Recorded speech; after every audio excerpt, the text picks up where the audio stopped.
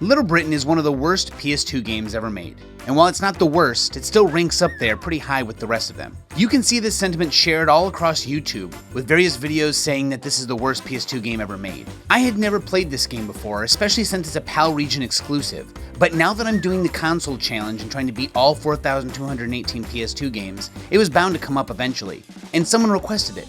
Kyokyo Disaster asked me if I could play the game to see just how bad it was. And after playing each of the 6 minigames, I absolutely agree, this is a terrible, terrible game. I mean, just take a look quickly at what the minigames consist of. There are 6 in total, and 2 of them are just clones of other types of games. One being a Pac-Man clone, the difference here being that instead of Pac-Man and ghosts, you are a man dressed as a woman chasing fatties, and you pick up biscuits. And when you pick up a pie, instead of eating a ghost and sending them back to the middle of a stage, you berate the fatties for being fat and send them back. The other clone is a Match 3 clone, but it's a little different, because you're not just filling up a screen, you're filling up a man dressed as a woman's stomach, so that you can then puke on your friends. That's right, you fill your gaping gullet full of candies and sweets until finally you just upchuck right into their faces. This is not the first time it's happened to this little girl. But don't worry, we've got some original minigames. Take for instance this one where someone pretends to be wheelchair bound, and when his friend turns his back, he runs to a diving board and does tricks off of it into a pool. Or how about the one where you think you're the only real gay man, and because of that, you beat the crap out of other gay men while riding a bicycle? Yes, this is the real plot of this minigame. Now, it's not just that these minigames are bad, it's that the humor is tasteless, and there is a noticeable amount of input lag for most of the games, meaning that it's extremely difficult to actually pull off some of the things the game wants you to pull off.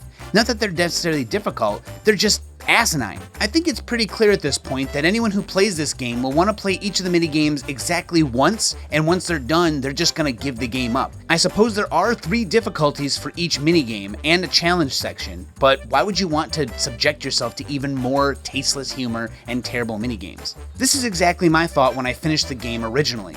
However, I was contacted by 2 other console challengers, Koos and Psyched Plays PS2, both who were also doing the same challenge, beating all the PS2 games. They asked me why I didn't play the 7th hidden minigame, and I said, 7th hidden minigame? What are you talking about? They explained how to unlock it, and it's honestly not difficult, it's not hidden really, it's just that no one wants to take the time to play each of the minigames 3 times to get 3 stars for each one to unlock the last minigame. I mean, do you think it's going to be worth it?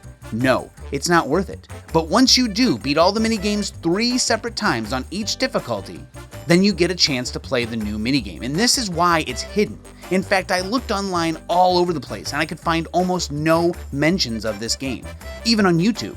That is, of course, except for the VODs of Psyched and Koos who have played these minigames before. So what exactly is this hidden minigame? Well, it's a deep cut from the show.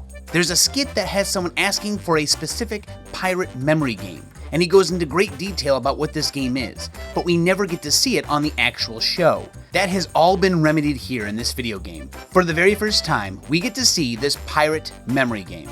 And boy is it just a pretty normal memory game. I mean, it's honestly just memory snap. You click on each of these icons on the map and it will show you a pirate, and you have to match 2 pirates together, and you have to make 10 pairs before the time runs out to finish the game. That's it. That's all it takes. Just kind of remember where you clicked and what pirate came out of where, and the minigame is over.